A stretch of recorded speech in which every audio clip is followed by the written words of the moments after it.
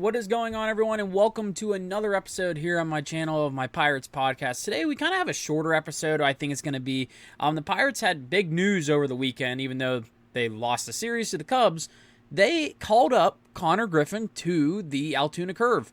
Konnor Griffin just got drafted last season. If you don't know who Konnor Griffin is, he was picked 9th overall by the Pirates in the 2024 MLB draft. He was probably what would be known as the top high school prep bat in the entire draft. He won the Gatorade National High School Player of the Year in the previous spring going into the draft, and the Pirates took him.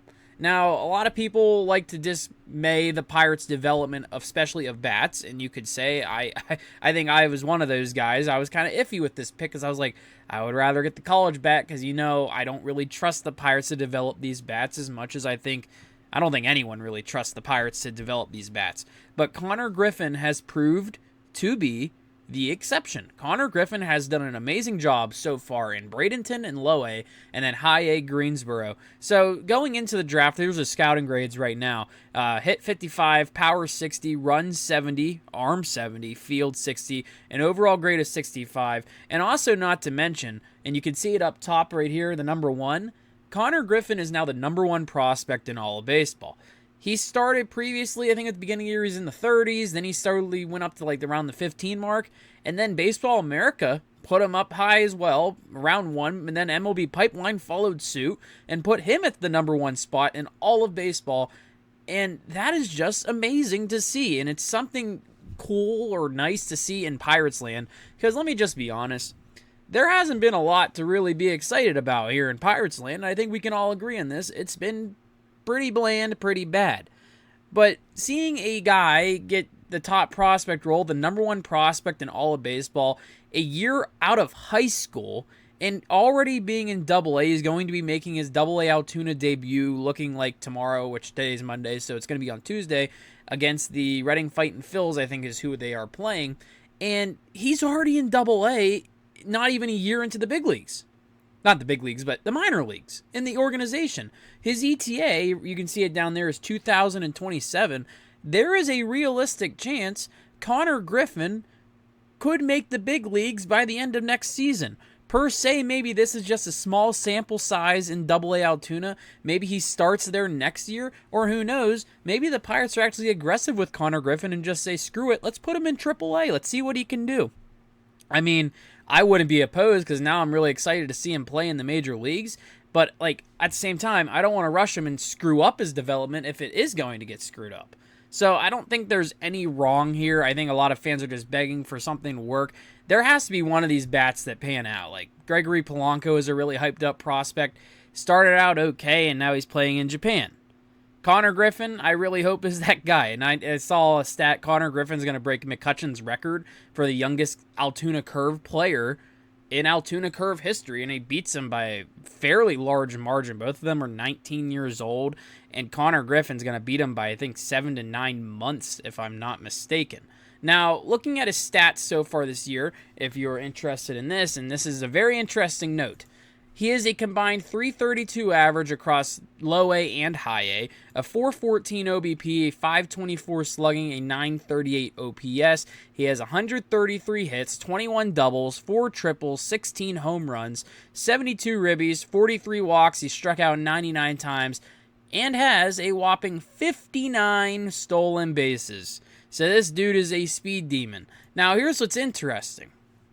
It's been noted that the Greensboro Grasshoppers, the High A affiliate of the Pirates, they're having an amazing season. I'm kind of surprised they didn't keep them down in High A and then call them up to Double A to maybe help the Greensboro Grasshoppers win in the playoffs, because there was a report saying that the Pirates really value organizational wins in the minor leagues. And I mean, honestly, with how young he is, I wouldn't have been opposed to giving him some minor league playoff experience just to see him in some higher leverage games rather than just the regular season, because Greensboro is just killing it right now. But at the same time, it's I really want to see him in Double-A, because Greensboro compared to Altoona when it comes to a pitcher versus hitter friendly ballpark, they are complete opposites, because Greensboro is a boombox and Altoona is where hard hit baseballs kind of go to die.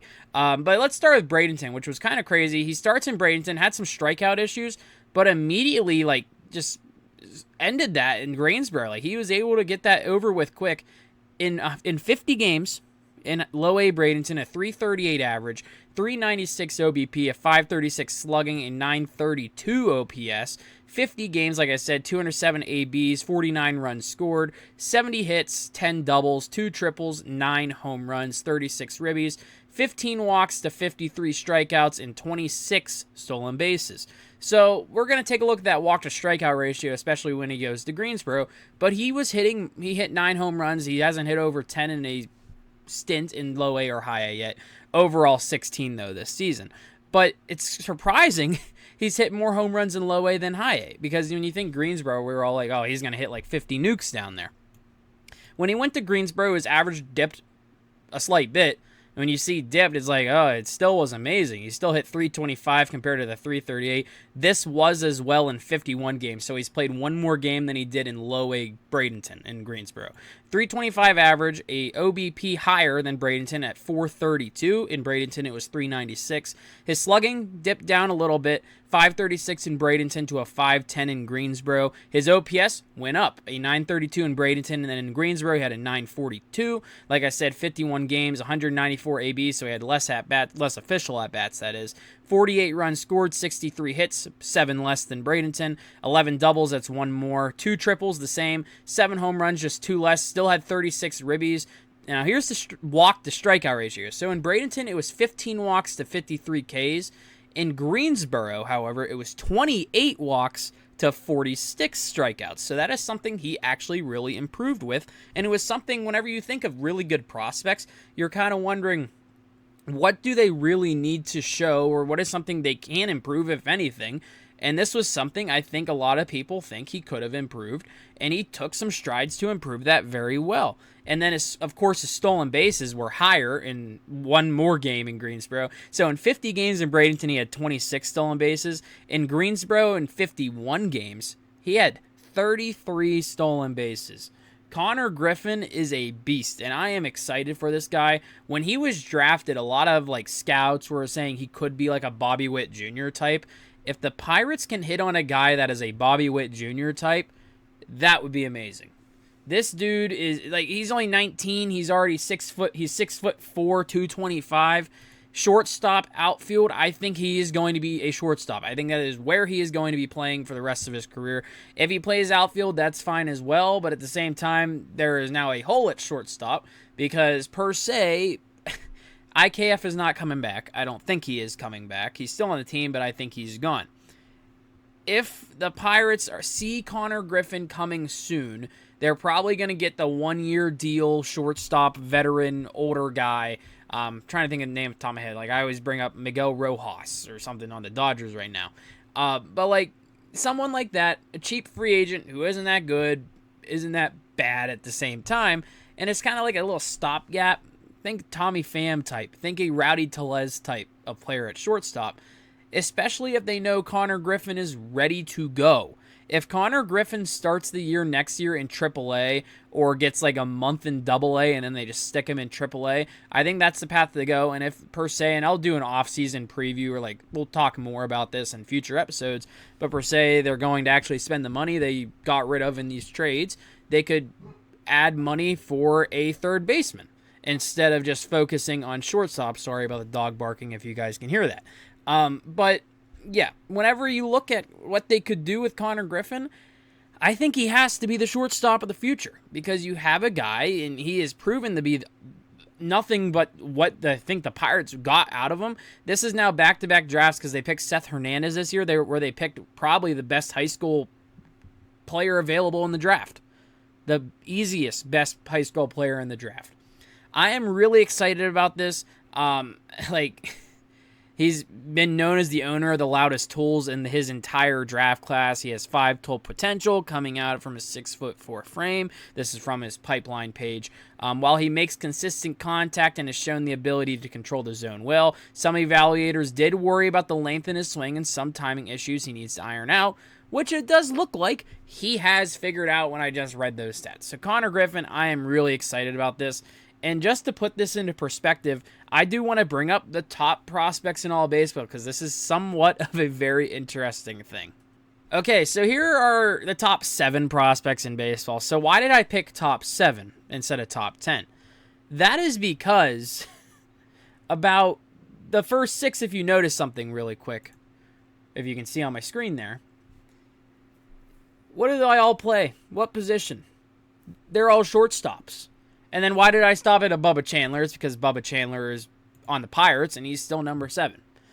Konnor Griffin, Kevin McGonigal, Leo DeVries, who was just traded to the A's, Sebastian Walcott, Jesus Mate, J.J. Weatherholt, and Bubba Chandler. Everyone above Bubba Chandler is a shortstop combo of some sort. Shortstop outfielder for Griffin, Walcott shortstop third, J.J. Weatherholt shortstop second base. Whenever you look at baseball today, I feel like shortstop is going to be this prime position, especially for these guys in the future. Konnor Griffin's ETA, 27. Kevin McGonigal, 2026. However, I think Griffin might be moved up to a 2026 ETA. Leo DeVries, 2027. Sebastian Walcott, 2026. Jesus Mate, 2028. He's the youngest of the bunch, 18. Him and Leo DeVries, but DeVries is in AA. Mate is in High A. J.J. Weatherholt, ETA is next year, 2026. He's in AAA. He's probably the closest out of all of them. And yeah, whenever you look at these guys, they're all shortstops. It's just hilarious to me. And then you have Bubba Chandler down there, who has kind of been slumping as of late. Like, if I take a look at his stats really quick, he hit a little bit of rough patch. Now he's at like a 4.05 ERA in 24 starts this year. Could it be he's just bored working through some stuff? I don't think he's upset. Like, you can tell he's probably upset. He's still in AAA. I think his call-up is coming, though, but this isn't going to be a Bubba Chandler episode. This episode is basically dedicated to what Konnor Griffin has been doing so far this season. It has been nothing short of amazing. The Pirates have managed to draft a guy ninth overall last year out of high school and end up looking like what is the best player in last year's draft. I know J.J. Weatherholt's on this list. He was drafted last year, but at the same time, it's like, how did they do this? Like, how on earth did the Pirates land the number 1 prospect in all of baseball? It is honestly hilarious. Because the Pirates, when you look at what they've done in the past, it's like, why do they even deserve this? But I'm going to accept it because I'm just happy they have someone to look forward to. Because in the past couple years, there hasn't really been a lot of top prospects that have landed in the top 10. It's like, let's go. The only ones I can think of, Paul Skeens, Henry Davis, I don't think ever cracked top 10. Nick Gonzalez never did. O'Neal Cruz never did. Yeah, Endy Rodriguez never did either. Jared Jones, I don't think did. Bubba Chandler's been around the top 10 for a while. But it's like Konnor Griffin, he's number 1 prospect in all of baseball. I haven't been this most hyped up for a prospect that is a bat since probably when I was younger. I think I was in 6th grade when Gregory Polanco got called up to the major leagues. I attended his debut. I have the ticket somewhere in my room or somewhere downstairs, because I thought this guy was going to be a beast when I was younger. Good old elementary school version of me. But like, I haven't been this hyped up since that. And I'm hoping Konnor Griffin can be a different situation than what Gregory Polanco, of course, ended up being. Like, I don't want to see Konnor Griffin playing over in the MPB in a couple of years after his debut, because it just didn't work out. I hope that's not the case, and I don't think that's going to be the case. I am really hoping that the Pirates have found their version of Bobby Witt Jr. in Konnor Griffin. I really think it is possible that they did. I really do. And I'm really excited for what they have possibly found here, or what they have found. And getting Konnor Griffin, who is the number 1 prospect in all of baseball now, as the 9th overall draft pick, shows that they have actually done a competent job as of late doing the draft. And I know Justin Horowitz is the scouting director right now, and he's kind of been the guy known to be in charge of these drafts. They've hit, looks like, at least 2 years in a row, maybe 3 if you're going to count the Paul Skeens draft, which, yeah, you can if you want, because Paul Skeens was literally just given to you because, Paul Skeens. But Konnor Griffin, man, this is looking like a great draft pick, and there is a strong possibility he could be here next season, which is just crazy to say. His birthday is April 24th. He could be 20 years old when he makes his Pirates debut. That's absurd.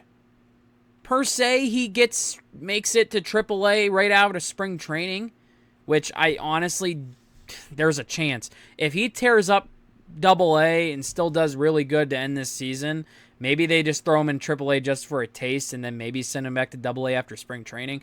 Or if he's just plays how he is right now in low A and high A in AA through the last couple games that he has left to play in AA this year, has a great offseason, great spring training, maybe they just start him out in AAA next year. And if that's the case, before April 24th next year, he could possibly be in AAA at age 19. The Pirates haven't had a lot of that, especially when it comes to bats. Usually they take their time. And what is interesting about this is Termarr Johnson, who they picked years prior to this, he is in AA right now. So him and Termarr are in AA. It is just absurd. Termarr was a high school bat. He's kind of become I don't want to say I don't believe in the skill anymore, but like I think he's going to be an average, league average bat. I don't think he's going to be above average. I don't think he's going to be below average. It's crazy to say, it's like not crazy to say Konnor Griffin's probably going to pass him up and make it to the big leagues before him at a younger age, which is just absurd, the talent that he has. So in conclusion, let's be happy that they found what you could say the biggest hidden gem of the draft. I wouldn't even call it a hidden gem. I would call it the gem of the draft last year. And hopefully Seth Hernandez, who they just drafted this year, he's now the 3rd overall prospect in the Pirates org. And it's interesting, in the Pirates in the MLB top 10, they actually have Seth Hernandez at the 27th spot. He is in rookie ball. He's yet to make his Pirates debut. But they do have him as a 27th best prospect in baseball, 3rd best Pirates prospect. So honestly, when he starts pitching, I could totally see Seth Hernandez getting moved up maybe around 15th ranked at some point in his career. And he's probably going to be a top 10 guy at some point in his career. So yeah, Konnor Griffin off to Altoona. Love to see it. Yeah, kind of a shorter episode compared to our previous ones. I wanted to get an episode out. I've been kind of slacking in that, so sorry for all the listeners out there. But thank you all for watching. Make sure to subscribe to the channel down below if you love the Buccos. I'm trying to think of ideas more so for just basic MLB content, which I know a lot of people on here, if they're subscribed, are kind of subscribed more for the basic MLB news. I have some ideas thinking up. I'm actually looking at going to the Altoona Curve game on Friday to maybe make a vlog for it. Maybe say, like, I watched the top prospect in baseball. I think that would be fun. But yeah, thank you all for watching. Make sure to subscribe to the channel for more. And as always, have a good one. Let's go Bucks.